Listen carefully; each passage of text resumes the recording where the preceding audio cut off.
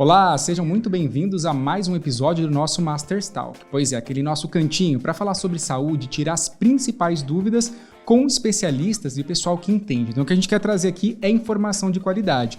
Hoje a gente vai falar um pouquinho sobre cirurgia bariátrica. E aí, já conhece alguém que fez ou conhece alguém que está acima do peso?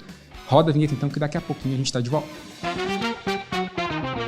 Hoje quem conversa aqui com a gente de novo, a gente chamou para vir aqui para o podcast, mesmo porque os assuntos estão em alta e muita gente quer saber, é a doutora Isabela Cunha Ortega, que é especialista em clínica médica, também é pós-graduada em nutrologia e agora o nome mais complicado, especialista em nutrição interal e parenteral pela Braskem, acertei? Acertou. Tudo bem, João? Tudo bem. Seja muito bem-vinda de novo aqui. Obrigada mais uma vez. A gente está acompanhando os seus podcasts, muitas pessoas mandando mensagens, principalmente pelas redes sociais, porque falar de nutrologia é uma coisa que interessa muita gente, né? Muito. Fico feliz e vamos responder as perguntas de todo mundo.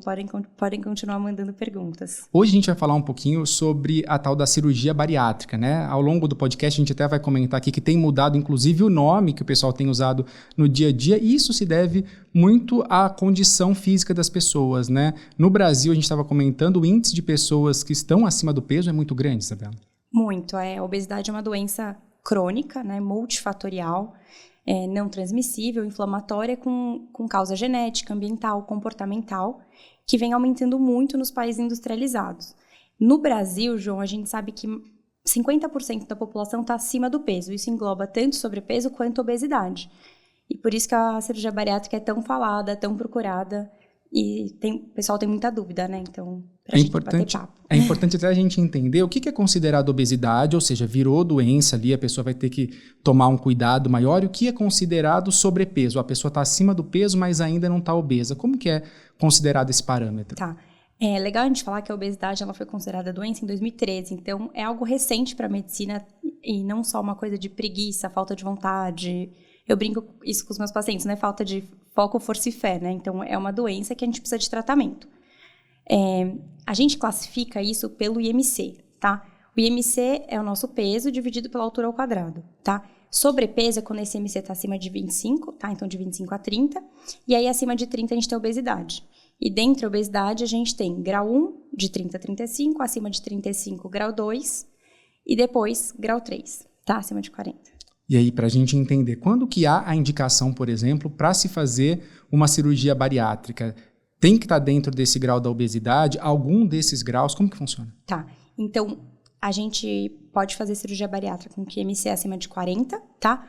Ou IMC acima de 35 com alguma comorbidade, ou seja, alguma doença relacionada à obesidade. Então, obesidade e diabetes, obesidade, colesterol alto, obesidade e pressão alta, gordura no fígado, enfim, qualquer doença relacionada a essa condição do peso, tá? É importante a gente lembrar, a gente já conversou aqui sobre isso também, que a pessoa que está acima do peso, principalmente aquela que está com obesidade, o risco de ter algumas comorbidades, algumas doenças paralelas ali, esses riscos aumentam bastante, né? Aumentam muito. As pessoas que têm IMC acima de 45 têm diminuição da expectativa de vida e uma mortalidade por doença cardiovascular, ou seja, infarto, AVC, até 12 vezes maior do que alguém eutrófico, ou seja, no peso saudável, tá? Normalmente, como que acontece essa negociação? É com qual médico? É uma equipe multidisciplinar que decide pela cirurgia ou não? Como que funciona isso? Então, foi bem legal que você falou disso, porque sim, envolve uma equipe multidisciplinar, então tem o cirurgião, tem a nutricionista, tem o psicólogo ou psiquiatra ou endocrinologista, várias áreas juntas para trabalharem nesse paciente. Então, geralmente, a gente começa o tratamento clínico desse paciente por até 2 anos, e aí, se for refratária as medidas clínicas, aí sim, aquelas indicações de peso, a gente pode indicar a cirurgia. É importante também que a gente acompanhe multidisciplinar, porque a gente precisa ver fatores que levaram aquele paciente até a obesidade. Então, é muito importante a gente identificar fatores psicológicos ou psiquiátricos, como compulsão, depressão, ansiedade, comer noturno, que levaram esse paciente até a obesidade e já tratar. Acho que até para poder entender esse paciente para um pós-cirúrgico ou para entender como que pode fazer ali para não ir para a cirurgia, né? Muita gente fala assim, a cirurgia vai ser a salvação para mim porque depois eu vou comer, não vou conseguir comer e vou resolver o problema. A gente estava falando exatamente sobre isso. A cirurgia ela não é a resolução do problema, né? Sim, a cirurgia bariátrica ela é um dos tratamentos da obesidade. Ela não é a cura da obesidade. Por isso a gente até vai conversar um pouquinho sobre o reganho de peso, que não é infrequente, porque a gente precisa controlar todos os outros fatores relacionados para não ter o reganho, ou seja, para ter o sucesso desse tratamento. E aí, voltando lá nas indicações, é importante falar um pouquinho da faixa etária, que é dos 18 aos 65 anos, via de regra. Mais recentemente, acima dos 16 também pode, se tiver autorização dos pais, ou alguns idosos com indicação específica. O Ministério da Saúde até recomenda que, assim, IMC acima de 50 não precisaria ter esse tratamento clínico antes, poderia ser candidato à cirurgia bariátrica. Então, assim, é uma população muito, muito heterogênea, né? Muita coisa para a gente conversar. A gente também precisa entender que existem vários tipos, né, de cirurgia. A gente já ouviu, pelo menos eu, de forma leiga, eu sei que isso entra um pouquinho mais aí na função do cirurgião, mas não é só um tipo de cirurgia. Existem vários tipos e aí também tem que chegar no que é melhor para aquele paciente, para o estilo de vida dele. Sim. Hoje tem 2 cirurgias que são mais feitas, né, que é o sleeve e o Y de Roux. E os cirurgiões vão falar melhor, eu estou falando assim, essa parte a grosso modo, mas a indicação é do cirurgião. Mas é importante para a gente, depois, quando recebe esse paciente, saber o tipo de cirurgia que o paciente fez. Então, se ela foi algo mais restritivo, ou seja, diminuiu o tamanho do estômago e por isso eu estou perdendo peso, ou algo mais desabsortivo. Então, ela é uma cirurgia mista, a gente fala, né? Porque ela é restritiva e desabsortiva. A gente estava falando em relação à cirurgia bariátrica, muita gente se refere dessa forma. Você estava me contando um pouquinho antes aqui, que inclusive o pessoal já traz um nome novo para esse tipo de cirurgia. Qual que é o nome e por quê? É cirurgia metabólica, né? Porque a gente sabe que além da perda de peso, isso gera repercussões metabólicas. Então, alteração na secreção de incretinas, altera o metabolismo da glicose, altera secreção dos sais biliares, a microbiota intestinal também muda, então tem mais alterações do que só a perda de peso, né? Só a cirurgia. A gente está falando da cirurgia, ao longo dos anos, a medicina evolui muito rápido e nessa área também não foi diferente, né? Tem mudado muito, tem sido mais tranquila esse tipo de cirurgia, essa recuperação? Como que tem sido nesses últimos anos assim, a evolução da cirurgia bariátrica?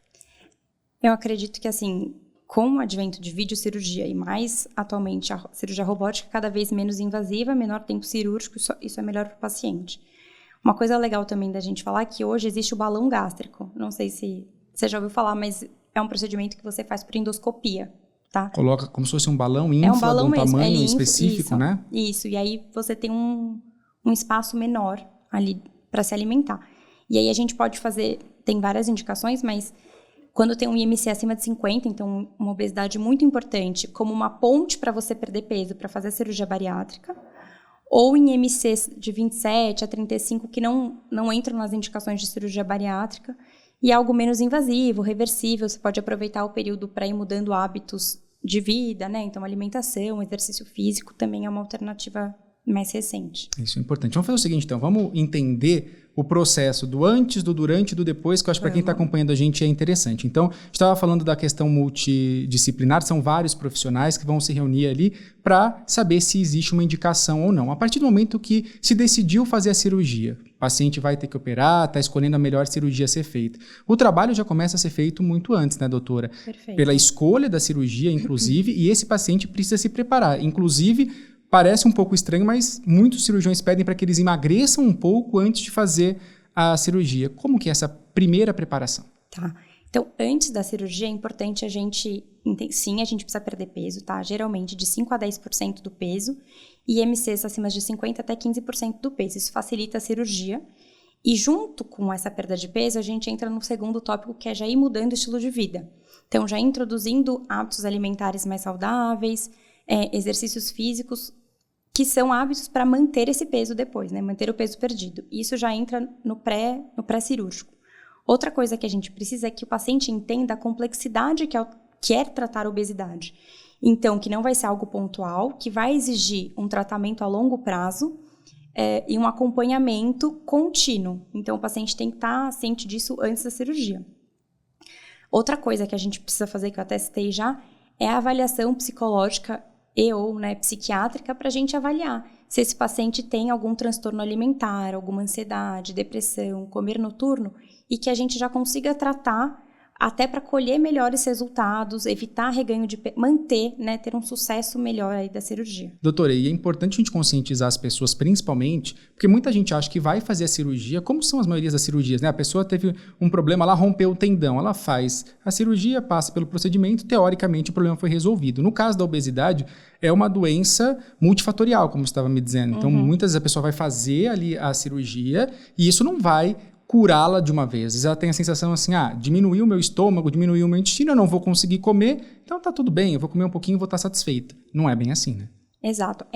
Por isso que é tão importante a gente esclarecer todas essas dúvidas e essas questões antes da cirurgia, enfatizar esse acompanhamento pré e pós, E lembrar que, assim, claro, a gente restringiu esse estômago, mas tem pacientes que depois bebem leite condensado, e aí tem reganho de peso. Ou pacientes que não trataram direito uma compulsão, ou uma ansiedade, ou algum outro transtorno psicológico, e acabam descontando na bebida e passam a virar alcoólatras. Então, não é infrequente a gente trocar vícios. Por isso que a gente tem que amarrar bem antes a prática de atividade física, a alimentação, a parte psicológica disso e entender que é um tratamento contínuo.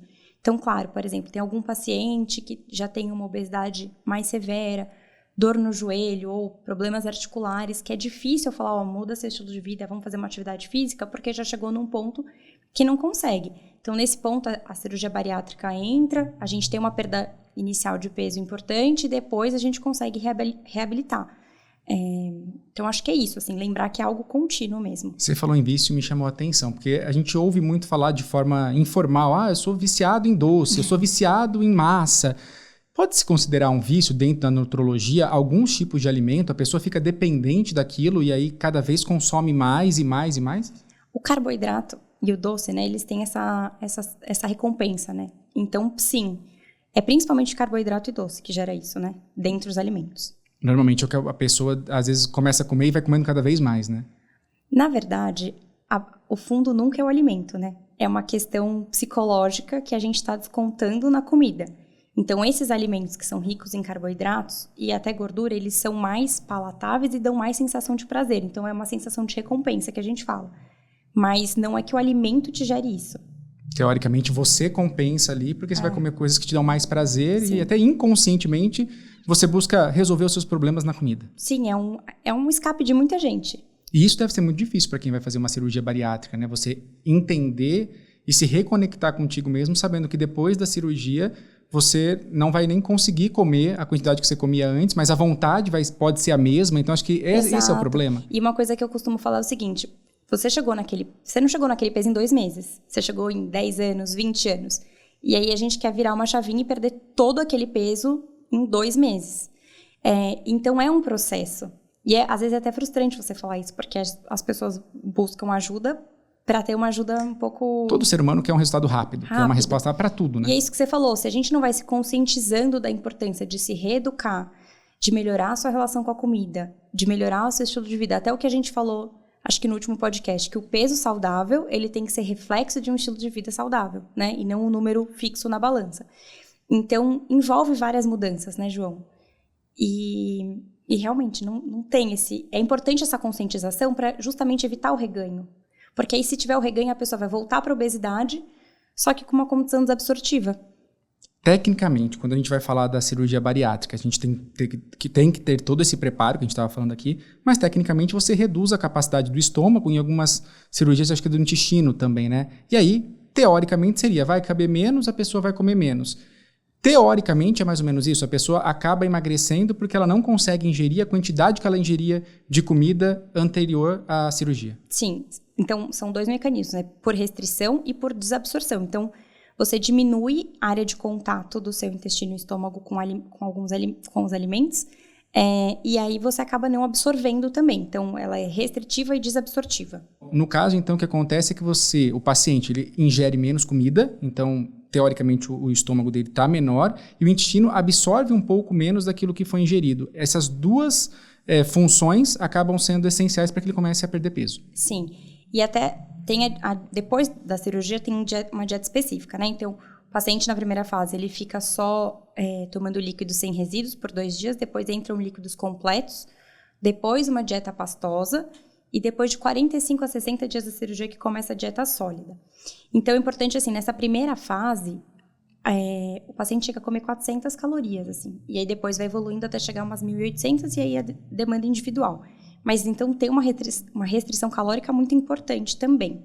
Doutora, quando a pessoa faz a cirurgia ali, no pós-cirúrgico, ela tem uma dieta que ela precisa seguir. São praticamente 4 etapas? Quais seriam elas? Isso. A primeira, então, são 2 dias de dieta líquida sem resíduo, tá? Então, água, chás. Depois vem os líquidos completos, que a gente fala. E nessa fase pode entrar a suplementação proteica. Líquidos completos seria o quê? Tipo uma sopa batida no liquidificador, que aí você tem ali... Isso, líquido tem que ser líquido mesmo, não pode ser pastoso. Tá. Porque depois vem a fase que é pastosa. Tá? E aí depois, aí na fase pastosa eu posso colocar cremes, sopas, bater consistências um pouco maiores.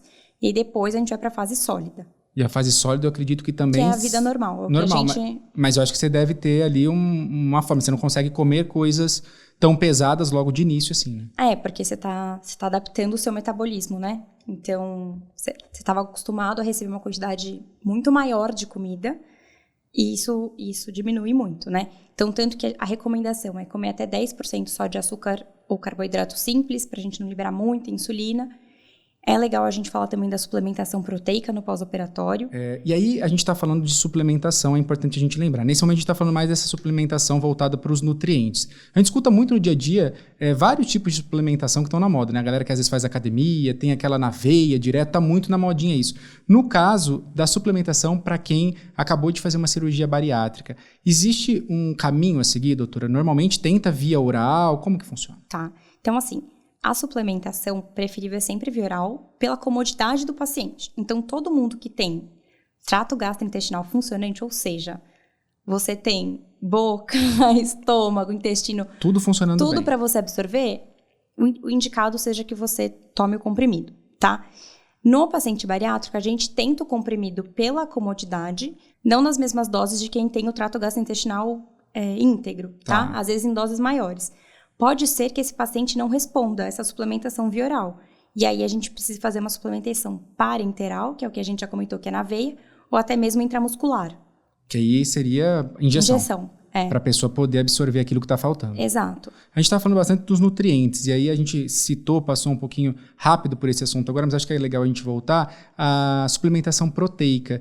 Porque o paciente, conforme ele vai perdendo aí esse peso muito rápido, ele pode perder a massa magra, que muitas pessoas falam, né? Um músculo. músculo. E aí você precisa dar uma segurada naquilo, é isso? Sim, o músculo, então, é super importante para a mobilidade do paciente, para a qualidade de vida, para a imunidade, até para esse paciente se exercitar depois, né? E o que a gente quer é que ele perca a gordura corporal, mas tenha uma massa magra saudável. Então, o paciente vai comer bem menos no começo, então tudo vai estar em menor quantidade.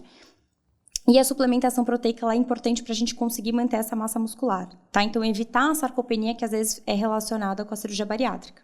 A gente já falou aqui que, inclusive, quando a pessoa vai perdendo muita massa muscular, a tendência é o corpo, o metabolismo basal ficar mais baixo também. E aí você começa a perder menos gordura. Exato. Então, a ideia é não entrar nesse ciclo vicioso. Exatamente. Então, o nosso metabolismo basal, que é essa energia que a gente gasta durante o dia, ele é influenciado pela nossa genética, pelo que a gente come e pelo quanto a gente tem de massa muscular.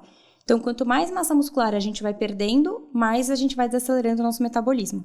E como que funciona essa dieta do paciente? A gente falou aqui desse primeiro período, que é uma dieta mais líquida, mais pastosa, essa complexidade, mas depois quando ele vai voltando, teoricamente, à vida normal ali, que ele já pode se alimentar, ele vai continuar com coisas que jamais ele pode comer? Como que funciona essa questão até o organismo se adaptar de novo? Então, a gente orienta que o paciente ele faça de 3 a 6 refeições por dia e coma mais devagar, né, em até 30 minutos.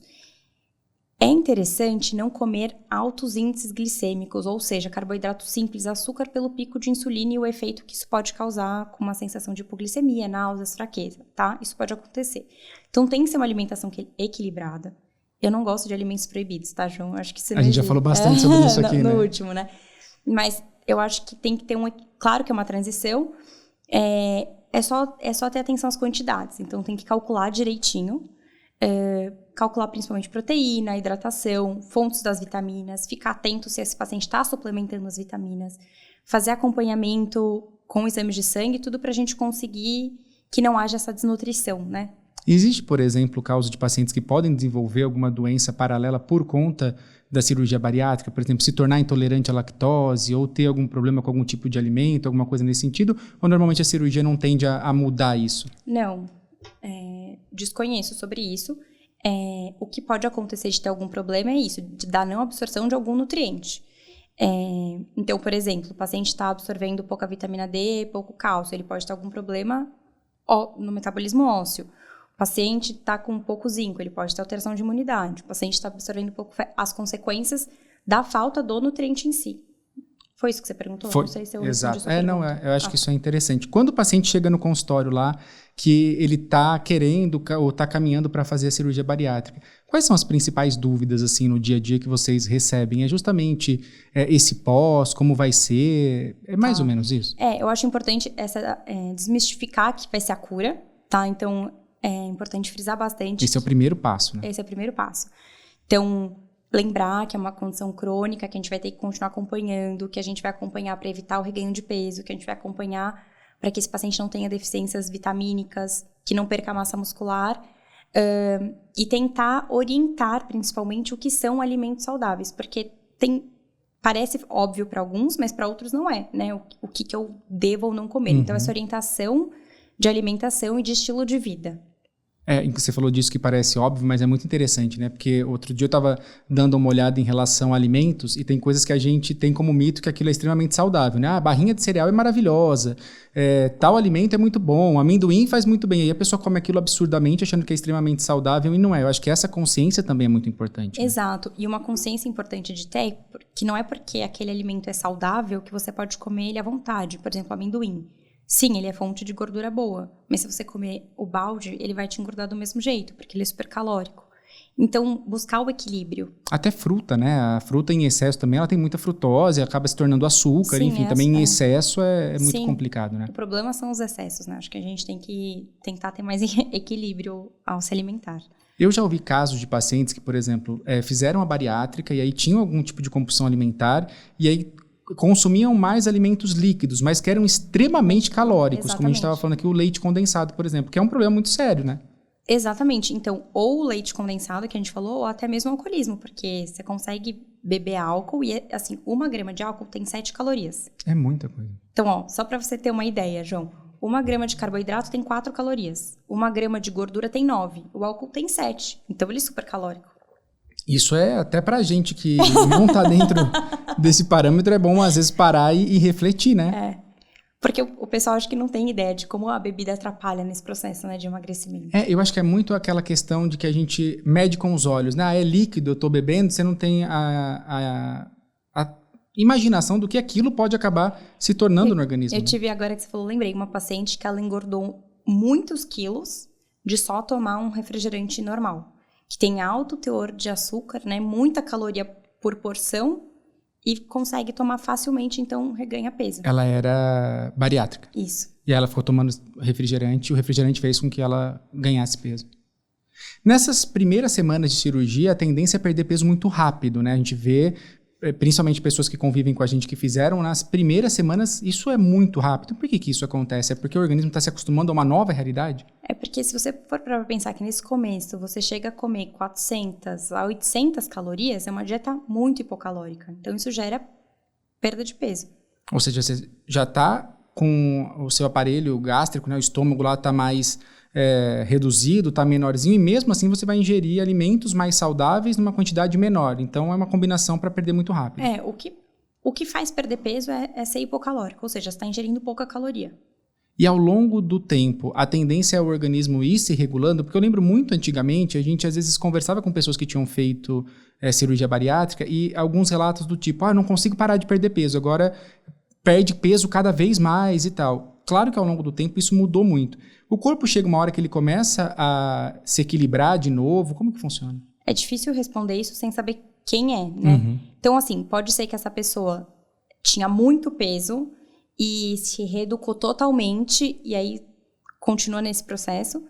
Pode ser que essa pessoa esteja perdendo muita massa muscular, então esteja perdendo muito peso. Pode ser que essa pessoa esteja desnutrindo também. Não dá pra te falar uma receita de bolo. Mas esses tópicos que você colocou são importantes porque para a gente ver o quanto as coisas são individualizadas e o quanto é importante a gente fazer o acompanhamento médico mesmo para poder entender como que o organismo está reagindo àquela nova realidade, né? Exato. E até sobre a reposição de nutrientes, é legal isso que você falou, porque a gente tem que pedir o exame para ver como que tá no sangue, associar isso com o sintoma. Então, você vai vir com uma queixa, eu vou associar, essa queixa está relacionada à falta de tal vitamina, a gente vai dosar isso e vai saber como repor isso. Porque eu acho que a gente até já falou isso em outro podcast, mas assim, as vitaminas, elas são lipossolúveis ou hidrossolúveis. As que são lipossolúveis em excesso, elas podem intoxicar. Então, a gente tem que saber também a dose que a gente vai suplementar e quando é hora de indicar essa suplementação parenteral. A gente falou sobre isso, mas acho que é bom a gente voltar a falar dessa suplementação, porque é sempre interessante, muitas vezes quem está acompanhando a gente aqui hoje está mais focado nessa questão, conhece alguém e tal, de bariátrica. Quais são essas suplementações e qual que é essa diferença?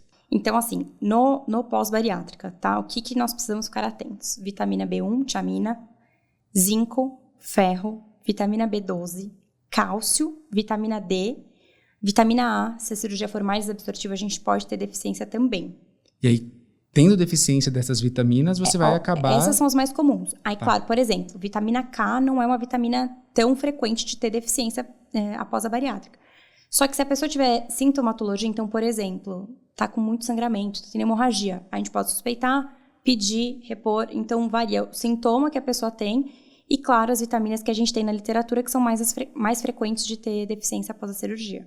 E aí, você estava falando de hipersolúveis e hipossolúveis, é isso? Lipossolúveis e hidrossolúveis. Exato. Qual é a diferença de uma para outra? Então, hidrossolúvel é que dissolve na água. Tá, aquela que você mistura e toma junto com a água, é isso ou não? Isso não, no organismo. Então, dentro do organismo uma já. é que fica diluída na água e outra lipo na gordura.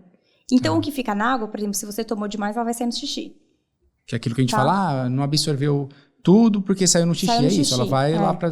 Agora, as vitaminas lipossolúveis, elas não vão sair no xixi, então elas podem intoxicar, depender da dosagem que você toma. Então, aí tá o cuidado para você não se automedicar.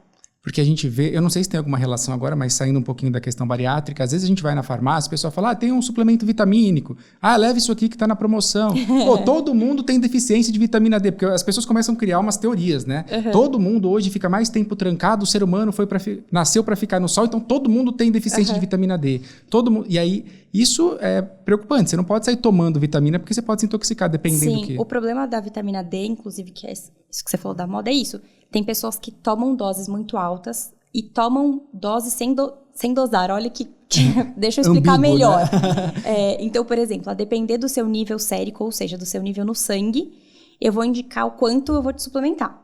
Então, um exemplo, você tem 15 de vitamina D. Então, a partir disso, eu vou pensar o quanto que eu vou te dar naquele comprimido. O que acontece é que tem pessoas que não dosam. E aí, compra empiricamente. Chega na farmácia e pega, entendeu? Então, aí tem um risco de intoxicação. Se as doses forem muito altas. Muito altas. Por isso que é importante ficar atento. Porque você acha que está fazendo bem para o organismo, na verdade você não está fazendo, né? E assim, o obeso, ele tende a ter vitamina D baixa. Porque como ela é lipossolúvel, ela está na gordura. Então, sericamente, ela está diminuída.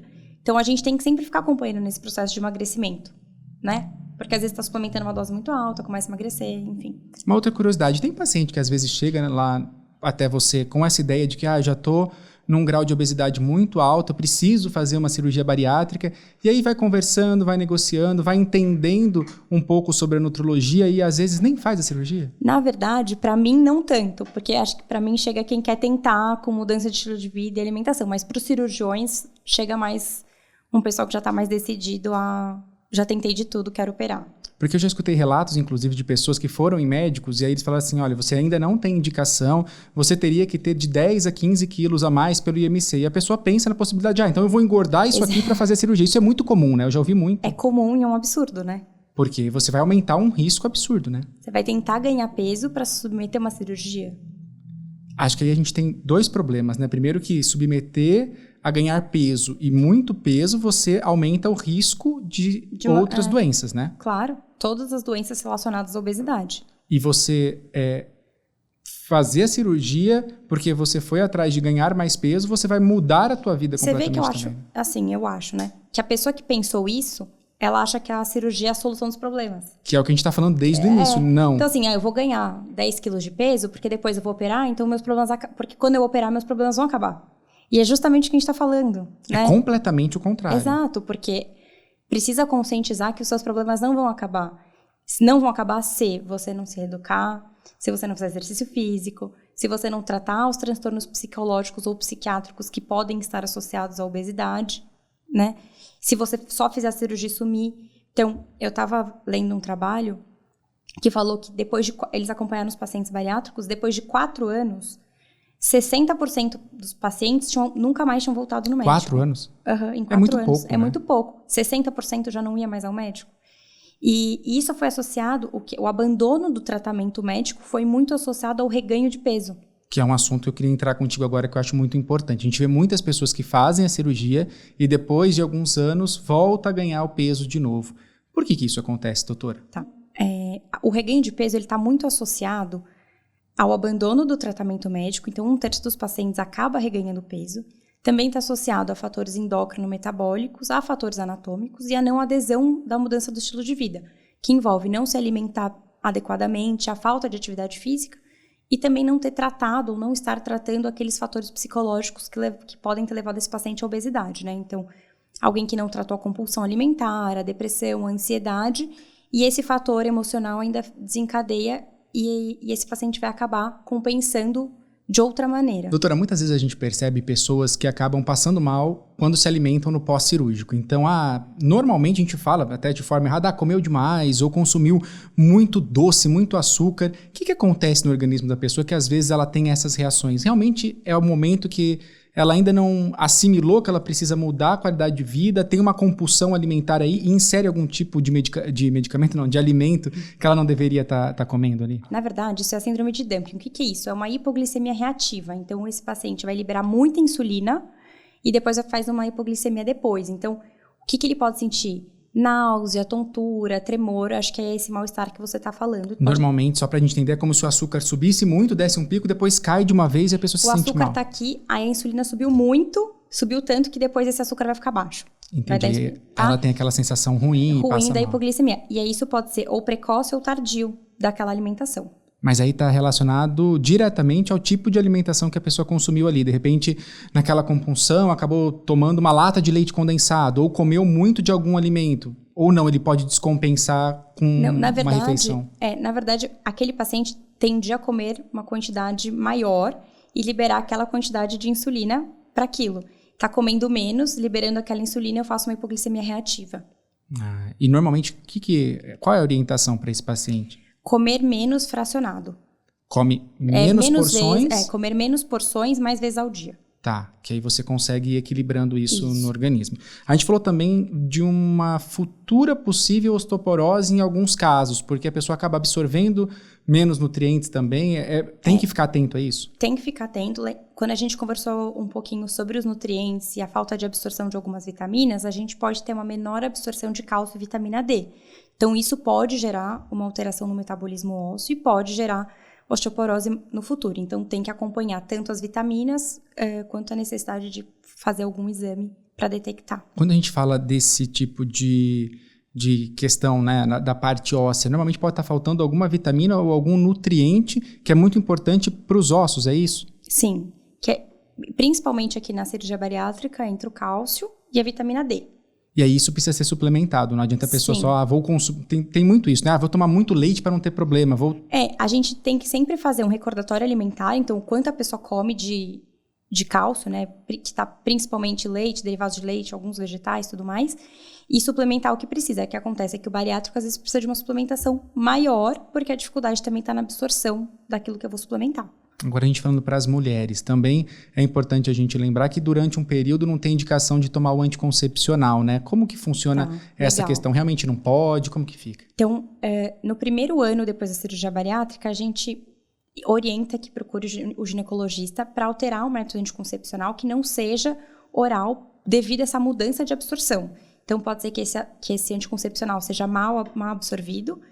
Então, é melhor a gente trocar de método para não ter uma gravidez nesse primeiro ano. A questão está mais ligada à absorção dessa medicação para ela se tornar eficiente do que ela, de alguma maneira, fazer mal para o paciente. Exato. Perfeito. Bom, vamos trazer algumas dicas agora para algumas pessoas que estão nessa dúvida, né? Poxa, eu estou acima do peso, ou algumas pessoas que já estão aí obesas e aí tá nessa dúvida, faço a cirurgia, não faço a cirurgia? O que a gente podia falar para essas pessoas que estão acompanhando a gente aqui? Tá. Então, sobre o tratamento clínico da obesidade, eu sugiro que você procure um profissional que tenha empatia em tratar a obesidade, que entenda também o sofrimento que isso gere, que você busque um tratamento psicológico para isso, orientações para mudança de estilo de vida, tanto na alimentação quanto para exercício físico. Se for caso cirúrgico ou de balão gástrico, que você procure um cirurgião comprometido com isso, que saiba indicar qual é a melhor cirurgia para você e quando existe essa indicação. E se você fizer a cirurgia, que você saiba que esse tratamento é algo contínuo, que você vai sempre estar precisando acompanhar mesmo essa condição e vai ter que ter um médico, um acompanhamento nutrológico assim pro resto da vida, um médico para chamar de seu. É importante, né? A gente não tem esse hábito, mas todas as pessoas deviam ter esse hábito. A gente precisa ir ao médico com frequência, né? Sim. Infelizmente as pessoas procuram médico só quando tem um problema, né? E a gente precisa tomar esse cuidado, né, doutora? Sim. Eu acho que vale a gente fazer uma ressalva aqui também antes de terminar. A gente está indo para o final do podcast. Foi um papo muito gostoso, a gente ficaria aqui horas conversando, mas acho que também relembrar a empatia das pessoas que vivem em volta das pessoas que são obesas. Infelizmente, hoje a gente tem um estereótipo muito grande, as pessoas tiram sarro, as pessoas acham que é falta de vontade, que as pessoas, poxa, você vai fazer uma academia, é só comer direito, e não é bem isso, né? Exato. Lembrar, assim, que esse acompanhamento, que eu brinquei aqui, você vai ter que ter um médico para chamar de seu, mas lembrar que o reganho de peso, você reganha a obesidade e voltam todos os riscos relacionados a essa doença. Então, esse é o primeiro ponto. Isso que você falou é fundamental, né? Então, tratar a obesidade com o respeito que ela merece, que é uma condição de saúde que precisa de respeito e alguém sério para tratar isso, tá? Não é uma condição estética e que tem apoio dos familiares, dos amigos, enquanto essa pessoa busca tratamento, porque também não é fácil, enquanto você está se reeducando, frequentar lugares ou conviver com aquela tentação, né, do que você está tentando se reeducar. Doutora, então acho que essa questão da empatia é muito importante, né? De repente, a gente entender que essa pessoa, ela precisa de apoio. Como uma pessoa, por exemplo, que está parando de fumar. Se ela estiver num ambiente onde tem várias pessoas fumando, vai ser muito mais complicado. A pessoa que está parando de beber, se ela frequentar um bar, nesse início ela vai ter uma dificuldade maior. Então, se as pessoas que estão em torno ali, em volta, puderem também apoiar dessa maneira, ajuda bastante. Claro. Lembrando que a gente não está proibindo nada, mas essa empatia com os pacientes eu acho que é muito importante, tanto de quem convive quanto dos profissionais que vão estar envolvidos nesse tratamento. Tá certo. Obrigado mais uma vez pela sua presença, agradeço, João. Pela entrevista. Obrigadão. Eu que agradeço. A gente esclareceu muitas coisas para quem está acompanhando a gente. Então, quem está nessa situação, que está em dúvida, a dica é procure um médico, um especialista, principalmente para saber se já está ali no IMC da obesidade, se já está tendo algum tipo de doença, como a gente falou aqui, essas doenças oportunistas. Nunca é tarde para a gente mudar, né? E pensar em relação à qualidade de vida. Então, a ideia é justamente isso, procurar apoio dentro das especialidades. A gente falou muito aqui que é uma questão multidisciplinar, então procure os médicos, procure um psicólogo, de repente, para entender o que está te fazendo comer compulsivamente, ou se muitas vezes é uma questão mesmo do seu metabolismo. As pessoas que são especialistas nesses assuntos vão conseguir te ajudar com certeza. A gente fica por aqui, mais um episódio do Masters Talk. Pedir para vocês que estão acompanhando a gente, acione o sininho aqui no YouTube, siga a gente nas redes sociais para a gente continuar entregando para vocês aí um material e principalmente informação de qualidade. Obrigado, até o próximo.